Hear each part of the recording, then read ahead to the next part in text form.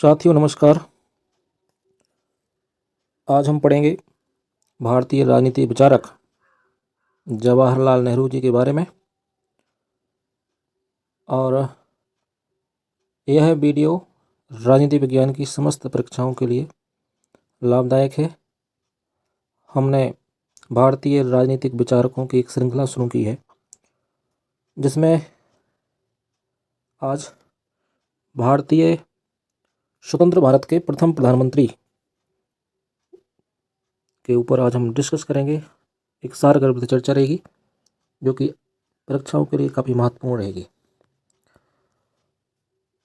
ये जो आपको पीडीएफ का जो कंटेंट सामने उपलब्ध हो रहा है, यह है राजेश मिश्रा सर की पुस्तक राजनीति विज्ञान एक समग्र अध्ययन। तो चलिए देखते हैं इसमें। तो सबसे पहले इनके जीवन परिचय के बारे में देखते हैं। तो 14 नवंबर 1889 को इलाहाबाद में इनका जन्म हुआ था, पंडित जवाहरलाल नेहरू का। ये जन्म आपको 14 नवंबर तो ज़रूर याद होगा, लेकिन ये जो तिथि है, हमको ये तिथियां मेमोरी में नहीं रहती हैं। लेकिन कई बार जब एग्जामिनर का माइंड घूमता है तो फिर वो ऐसी चीज़ें रख देता है, हम वहाँ पर कंफ्यूज हो जाते हैं। तो अगर हम कोशिश कर सकें तो वही प्रधानमंत्री है भारत के, और एक भारतीय विदेश नीति के जनक भी माने जाते हैं। इसलिए भाई जन्म आप याद कर सकते हैं, पूरा 14 नवंबर 1889 को हुआ था। इसके बाद देखते हैं 1912 में वे कांग्रेस में शामिल हुए। 1912 में ही पहली बार कांग्रेस के बांकीपुर अधिवेशन में प्रतिनिधि के रूप में शामिल हुए थे। उन्होंने गांधी जी के साथ मिलकर कांग्रेस के प्रमुख आंदोलनों में भाग लिया। 1929 में लाहौर अधिवेशन में कांग्रेस के अध्यक्ष बने, और इसी अधिवेशन में कांग्रेस ने पूर्ण स्वतंत्रता को अपना लक्ष्य घोषित किया। यह पॉइंट न जाने कितनी बार विभिन्न परीक्षाओं में पूछा गया है। 1929 में लाहौर अधिवेशन में कांग्रेस के अध्यक्ष बने और पूर्ण स्वतंत्रता को अपना लक्ष्य घोषित किया। तो तिथि भी महत्वपूर्ण है, अधिवेशन का अध्यक्ष कौन था, अधिवेशन हुआ कहाँ था, पूर्ण स्वतंत्रता की बात की गई थी। ये पूरा कई बार पेपर में इनको पूछा गया है। स्वतंत्रता के बाद 1947 में भारत के पहले प्रधानमंत्री बने। बच्चों के मध्य में चाचा नेहरू के नाम से प्रसिद्ध थे, इसलिए नेहरू जी का जन्म दिवस 14 नवंबर बाल दिवस के रूप में मनाया जाता है। देखिए, प्रत्येक महापुरुष का जो जन्म दिवस है वो किसी न किसी रूप में याद किया जाता है। तो नेहरू जी का जन्म दिवस 14 नवंबर बाल दिवस के रूप में मनाया जाता है। 1955 में नेहरू जी को देश के सर्वोच्च सम्मान भारत रत्न से सम्मानित किया गया था। इसको भी आप ध्यान रख सकते हैं। संभवतः इसकी शुरुआत 1954 से हुई थी, और नेहरू जी को यह सम्मान 1955 में भारत रत्न प्रदान किया गया। अब देखते हैं इनकी कुछ रचनाएं। देखिए, कंटेंट कम हो सकता है आपकी दृष्टि में, कुछ बच्चों को लग सकता है कि कंटेंट काफ़ी कम है, लेकिन कंटेंट अधिक पढ़कर और उतना याद अगर हमको नहीं रहता है तो उन किताबों का भी कोई महत्व नहीं रह जाता। और अंतिम समय में या फिर हमने जितना पढ़ा है अगर उतना ही याद रह जाए तो उससे भी हमारा काम बन सकता है।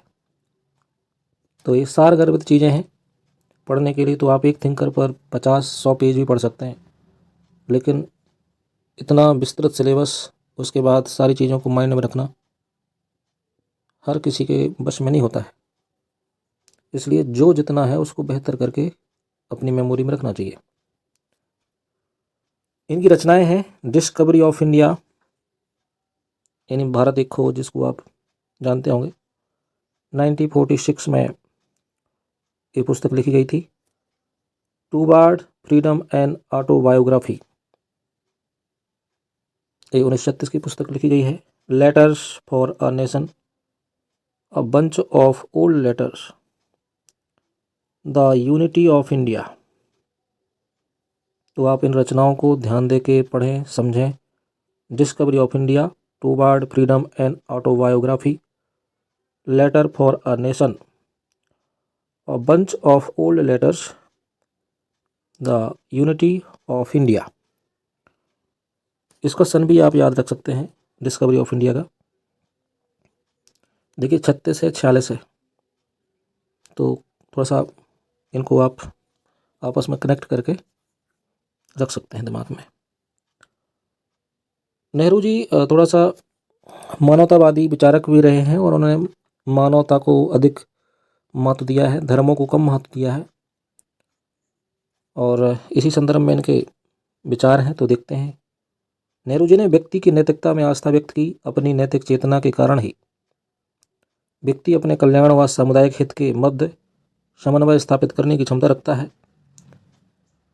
मानव में ऐसी आंतरिक प्रेरणा व सामर्थ्य होता है कि वह क्षुद्र व संकीर्ण मंतव्यों के बजाय व्यापक व नैतिक प्रयोजनों के प्रति समर्पित हो सके। यानी कि वह आंतरिक तत्वों या आत्मा, जो अपनी आंतरिक नैतिकता होती है, उनको प्राथमिकता दे रहे हैं, नैतिक चेतना को प्राथमिकता दे रहे हैं। क्योंकि जब हमारी नैतिक चेतना रहेगी, हम नैतिकता के साथ मानव कल्याण, समाज कल्याण के बारे में सोचेंगे, तभी सबके बीच में समन्वय स्थापित हो सकता है। अगर व्यक्ति स्वार्थी हो जाएगा, अपने पक्ष, अपने हितों को ध्यान में रखते हुए कार्य करेगा, तो कुछ लोगों के साथ गलत जरूर हो जाएगा। और अपने संकीर्ण विचारों को और छोटी मानसिकता को दूर करने की बात कर रहे हैं वो। परिस्थितियां, विकृतियां व संकीर्ण स्वार्थ ने व्यक्ति को उसकी मूलभूत गरिमा से वंचित कर दिया है। इस प्रकार के उनके मानवतावादी विचार हैं।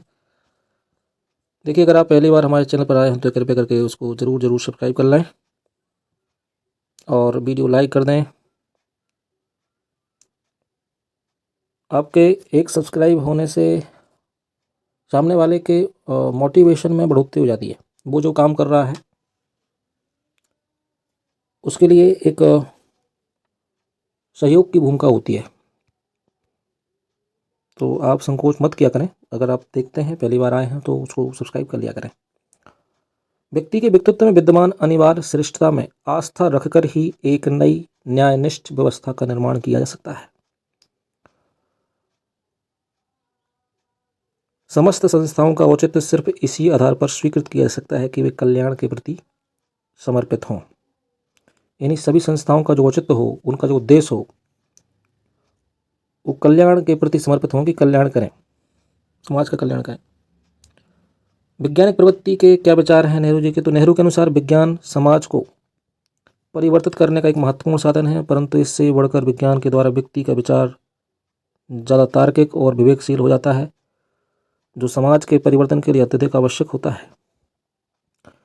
देखिए, तार्किक व्यक्ति और विज्ञान सम्मत जो समाज होता है, वह विकास अधिक कर पाता है।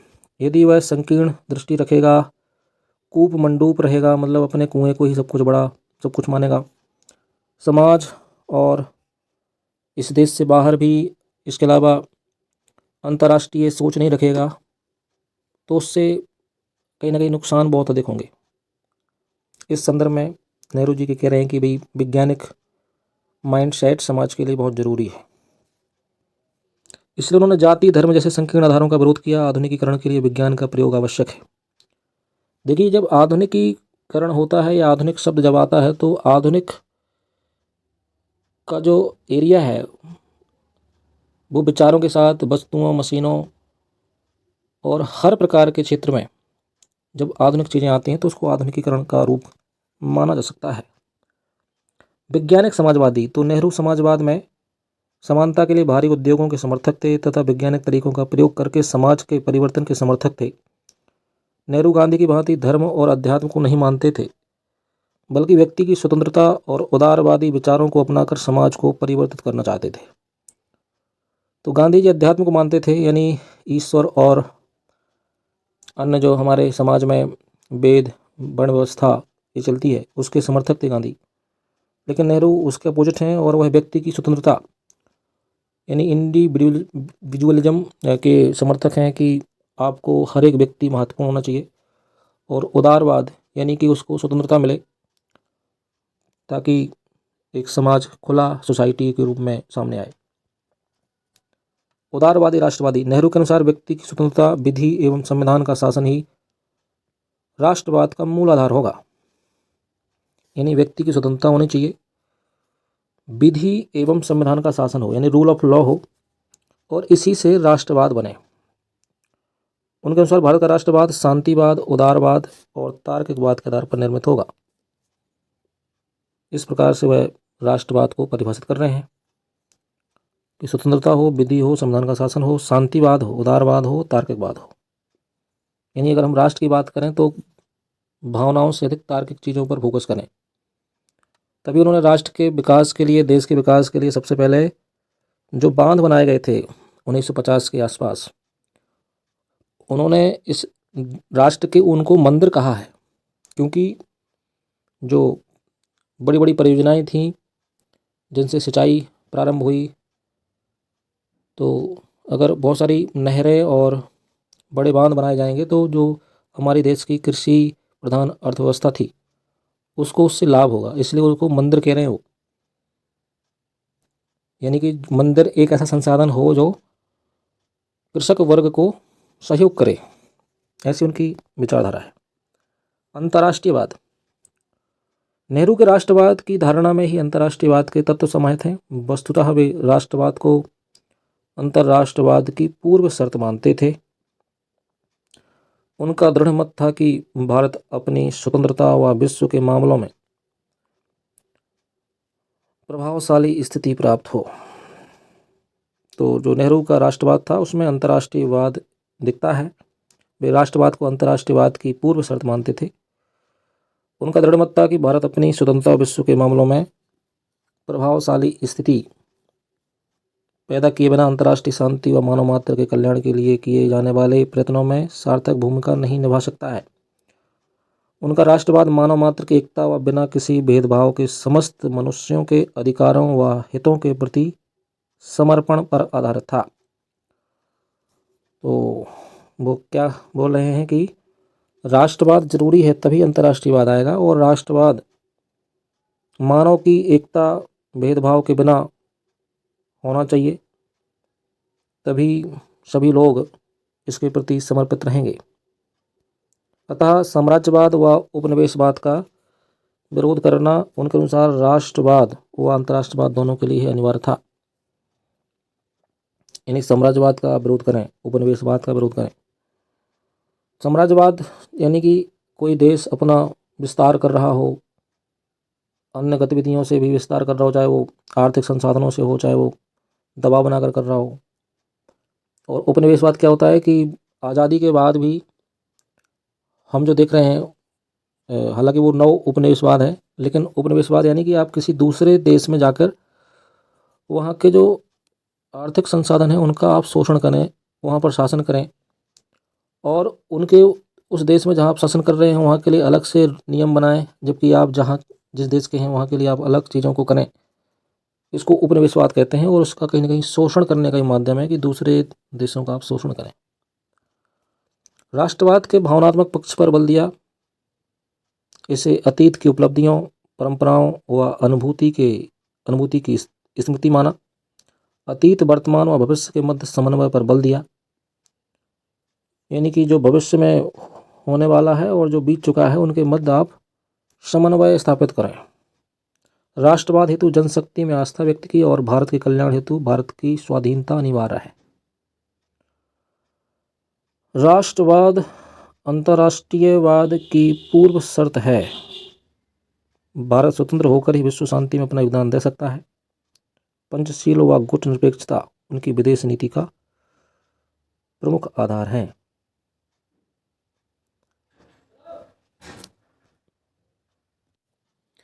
यहाँ हमको गुट निरपेक्षता को समझना पड़ेगा कि जब शीत युद्ध के समय यूएसए और यूएसएसआर में पूरा विश्व बट चुका था, दो खेमों बट चुका था, तो हमको किसी भी गुट में शामिल नहीं होना है, और अगर किसी भी देश के साथ गलत होता है तो अपनी आवाज़ को ऊंचा करना है। इस संदर्भ में उन्होंने विदेश नीति में इसको शामिल किया। और पंचशील सिद्धांत, जो कि भारत और चीन के मध्य आपस में शांति व्यवस्था बनाए रखने के लिए प्रारंभ किए गए थे, यह उनके प्रमुख सिद्धांत हैं। धर्मनिरपेक्षता पर बल, तो नेहरू जी वैज्ञानिक, एहलोकवादी, उद्देश्यवादी व अज्ञेयवादी थे। यानी कि वैज्ञानिक दृष्टिकोण से जहाँ हम रहते हैं, जिस धरती पर रहते हैं, इसी लोक की चर्चा करना, मतलब ऐसा नहीं कि मरने के बाद व्यक्ति को स्वर्ग मिलेगा या फिर नरक मिलेगा, ऐसा कॉन्सेप्ट उनका नहीं था। और इस देश, इस मतलब जीवन का कुछ उद्देश्य है, इस बात पर भी वह धर्म को उस आधार पर जोड़ते हैं कि धर्मनिरपेक्षता होनी चाहिए, किसी भी एक धर्म को महत्व न देकर दूसरे को प्रताड़ित नहीं करना चाहिए, ऐसे उनकी विचार है।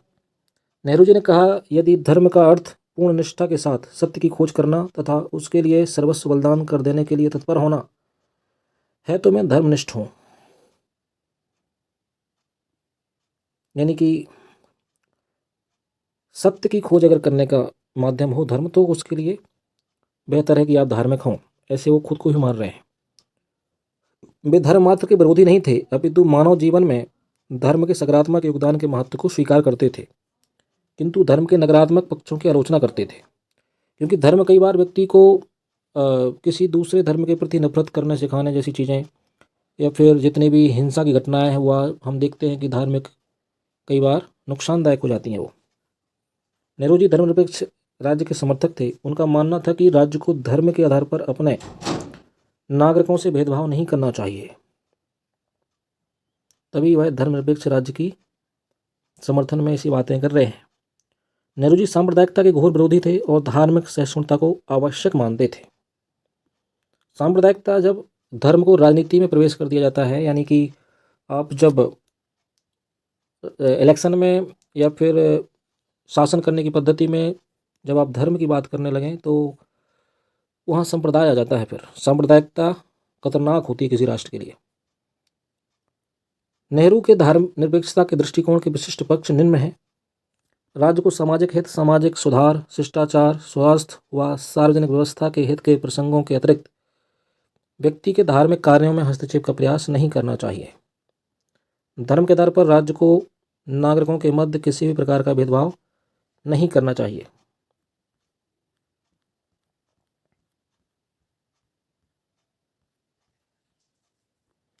धर्म के प्रति मताग्रही दृष्टिकोण नहीं रखा जाना चाहिए।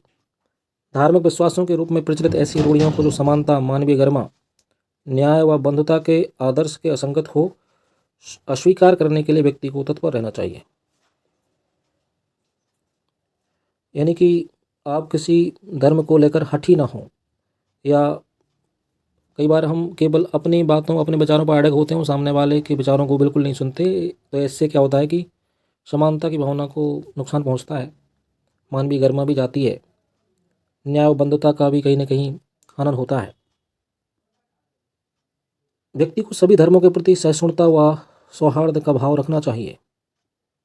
धर्मनिरपेक्षता को सामाजिक जीवन के सभी क्षेत्रों में व्याप्त किया जाना चाहिए, है ना।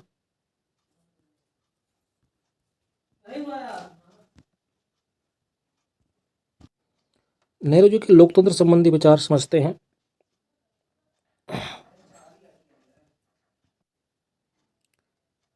नेहरू जी के अनुसार लोकतंत्र एक जीवन पद्धति है जो सहिष्णुता, उदारता, स्वतंत्रता को महत्व देती है। लोकतांत्रिक व्यवस्था का मर्म जनता के कल्याण के प्रति शासन के समर्पण व अधिकारों व कर्तव्य के प्रति जनता की चेतना व जागरूकता में निहित है।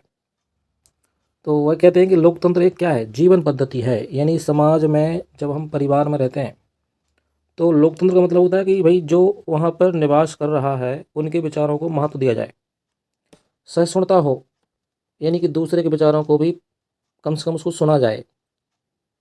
उदारता हो, यानी कि उसको कम से कम व्यक्तिगत चीज़ों के लिए आज़ादी मिले, स्वतंत्रता भी मिले। लोकतांत्रिक व्यवस्था का मर्म जनता के कल्याण के प्रति शासन के समर्पण व अधिकारों व कर्तव्य के प्रति जनता की चेतना व जागरूकता में निहित है। यानी जनता के कल्याण के लिए शासन को समर्पित रहना चाहिए, उत्तरदायित्व वाली भावना निभानी चाहिए, कर्तव्य भी होता है कुछ, यानी कि सरकार आपको कुछ अधिकार देती है तो जनता का भी कुछ कर्तव्य हो, इसकी चेतना भी रहनी चाहिए डेमोक्रेसी में। व्यक्तिगत स्वतंत्रता, समानता, आर्थिक न्याय को मिलाकर लोकतंत्र का निर्माण होता है। लोकतंत्र सामाजिक, आर्थिक न्याय व व्यक्तिगत गरिमा में समन्वय का साधन है। नेहरू ने विधि के शासन, संविधानवाद व नागरिक अधिकारों पर बल दिया। लोकतंत्र के संस्थागत और प्रक्रियागत स्वरूपों में उन्होंने संसदीय लोकतंत्र का समर्थन किया, क्योंकि संसदीय लोकतंत्र में उत्तरदायित्व, निरंतरता व सामूहिकता पर बल दिया जाता है।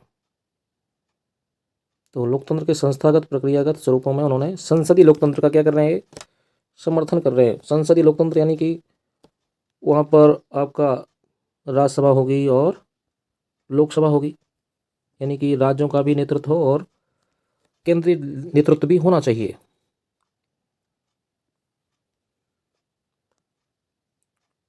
लोकतंत्र के उद्देश्य की पूर्ति हेतु विकेंद्रीकरण पर बल दिया। तो ऐसे क्वेश्चन कई बार जब कथन बना के पूछे जाते हैं तो हमको कम से कम एक माइंड में रहना चाहिए कि इस प्रकार के विचार उनके थे, तो हम सही उत्तर तक पहुंच सकते हैं। मार्क्सवाद व साम्यवाद के प्रति दृष्टिकोण। तो नेहरू एक समाजवादी विचारक थे। वे मार्क्सवाद के प्रति आकर्षित हुए, किंतु उन्होंने मार्क्सवाद का अंधा अनुकरण नहीं किया। उन्होंने मार्क्सवाद के ऐतिहासिक भौतिकवाद के सिद्धांत को महत्व दिया, यानी मार्क्सवाद के ऐतिहासिक भौतिकवाद के सिद्धांत को महत्व दे रहे हैं, लेकिन उसका अंधा अनुकरण नहीं किया है कि जो मार्क्स कह रहे हैं वो पूरा सही है। देखिए, जब हम कई बार देखते ना कि कुछ लोग शोषण कर रहे हैं या कुछ लोग शोषित हो रहे हैं, तो मार्क्स कहता है कि भाई जो हमको शोषित कर रहे हैं उनको ख़त्म कर दो, उनके हिंसा के साथ भी समाधान निकाल लो। लेकिन जब हम देश की बात करते हैं तो अगर देश में हिंसा होगी तो क्या ये देश व्यवस्थित रहेगा क्या? और वो तो स्वार्थी स्थिति हो जाएगी। उसको अन्य तरीक़ों से अगर हम उसका समाधान निकाल सकते हैं तो वो निकालना चाहिए। हिंसा को कहीं भी महत्व तो नहीं देना चाहिए किसी भी जगह। अगर आप आज हिंसा करें किसी के साथ तो कल आपके साथ भी हिंसा हो सकती है। मार्क्सवाद के सामाजिक व आर्थिक समस्याओं के प्रति यथार्थपरक दृष्टिकोण में आस्था व्यक्त की।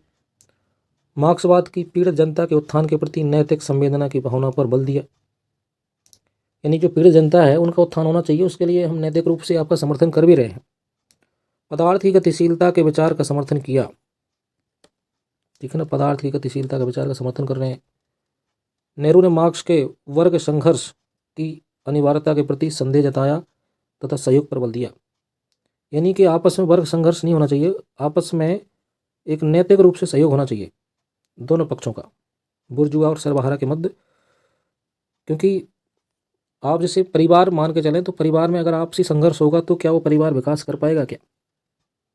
कोई कुछ काम करेगा, कोई कुछ काम करेगा।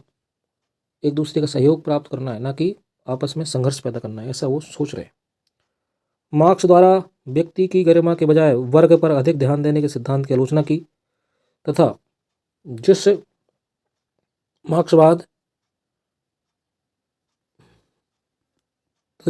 प्रकार मार्क्सवाद राष्ट्रवाद का निषेध करता है इसकी आलोचना की।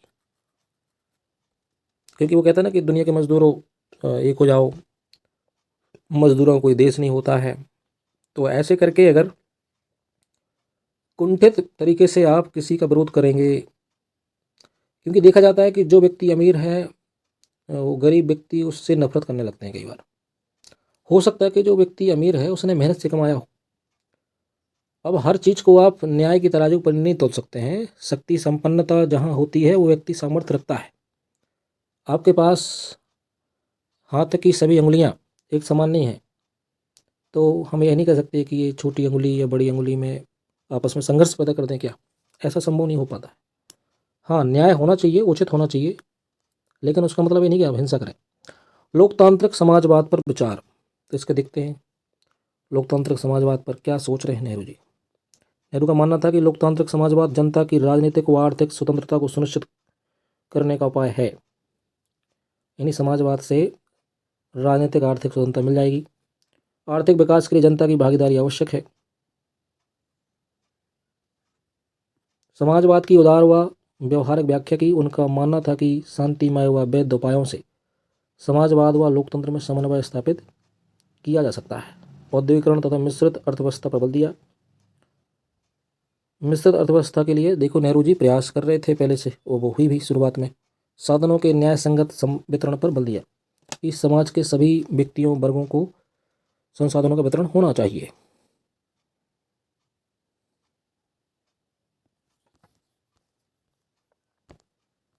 अब नेहरू गांधी के आपस में क्या विचार हैं, कहाँ कहाँ उनके टकराव पाया जाता है, कहाँ उनमें समन्वय पाया जाता है, उसको देखते हैं। तो नेहरू गांधी को देश लगभग समान थे, परंतु साधनों में अत्यधिक भिन्नता थी। गांधी अध्यात्मवाद को स्वीकार करते थे, जबकि नेहरू विज्ञान को महत्व देते थे। यानी थोड़ा सा प्रैक्टिकल आदमी था नेहरू। और उसके पीछे उनके शिक्षा का भी महत्व है कि वो विदेशों में पढ़े और विदेशों में विज्ञान का अधिक महत्व है। उस टाइम रहा, आज तो पूरे विश्व में है। उसका भी प्रभाव पड़ता है आपके जीवन में, आपके व्यक्तित्व पर, आपके एटमॉस्फेयर का काफ़ी इफेक्ट पड़ता है। गांधी ने ग्राम स्वराज एवं विकेंद्रीकरण को स्वीकार किया, जबकि नेहरू राज्य के द्वारा समाजवाद स्थापित करने के समर्थक थे। गांधी ने भारी उद्योगों का विरोध किया, जबकि नेहरू उद्योगों को मंदिर के रूप में चित्रित करते थे, है ना। नेहरू पंथ निरपेक्षता के समर्थक थे, जबकि गांधी सर्वधर्म समभाव के विचार को मानते थे। गांधी ने आधुनिक सभ्यता को शैतानी सभ्यता कहा और संसदीय लोकतंत्र की आलोचना की, जबकि नेहरू संसदीय लोकतंत्र के प्रबल समर्थक थे। संसदीय लोकतंत्र को गांधी तो बांझ औरत भी कहते हैं, यानी कि ज़्यादा उस पर उनका सकारात्मक प्रभाव नहीं पड़ा गांधी पर। तो नेहरू संसदीय लोकतंत्र के समर्थक हैं। इस प्रकार से हमने नेहरू के विचारों को पढ़ा और आपकी परीक्षा के लिए यह महत्वपूर्ण रहेगा, आप उसको पढ़ें, समझें। देखिए, पुस्तकें तो सभी लोगों के पास होती हैं, लेकिन उसको कोई पढ़ नहीं पाता। कई बार पढ़ पाता है तो समझ नहीं पाता है, और समझ पाता है तो उनको अपनी स्मृति में नहीं रख पाता है। इसलिए जहाँ से भी आपको पढ़ने का अवसर मिलता है उसको तरीके से पढ़ लेना चाहिए और अपने काम की चीज़ों को उससे ग्रहण कर लेना चाहिए। हो सकता है कि कहीं कंटेंट अच्छा हो तो पढ़ने की सैलरी ठीक ना हो, और कंटेंट कमज़ोर है या नहीं है वह जब तक हमारी परीक्षा में वहाँ से प्रश्न नहीं आते हैं तो उसका कोई सेंस खास तौर बनता नहीं है। इसलिए जो भी हम पढ़ें उस पर भरोसा करना सीखें कि जो हम पढ़ रहे हैं वह हमारे लिए काम की चीज़ है। नहीं तो आप पढ़ेंगे और ऐसी असमंजस में रहते हैं कि ये पेपर में आएगा कि नहीं आएगा, तो फिर हम हमेशा अपने लो कॉन्फिडेंस में काम करते हैं, तो उससे चीज़ें ठीक नहीं होती हैं, सुधरती नहीं है। चलिए मिलते हैं अगले किसी अन्य विचारक के साथ। पढ़ते रहिए, मस्त रहिए। अगर अभी तक आपने चैनल सब्सक्राइब नहीं किया है तो कृपया करके करें, और आपसे सहयोग की अपेक्षा है, आप उसको पूरा करेंगे ऐसी उम्मीद है। चलिए, धन्यवाद, नमस्कार, जय हिंद।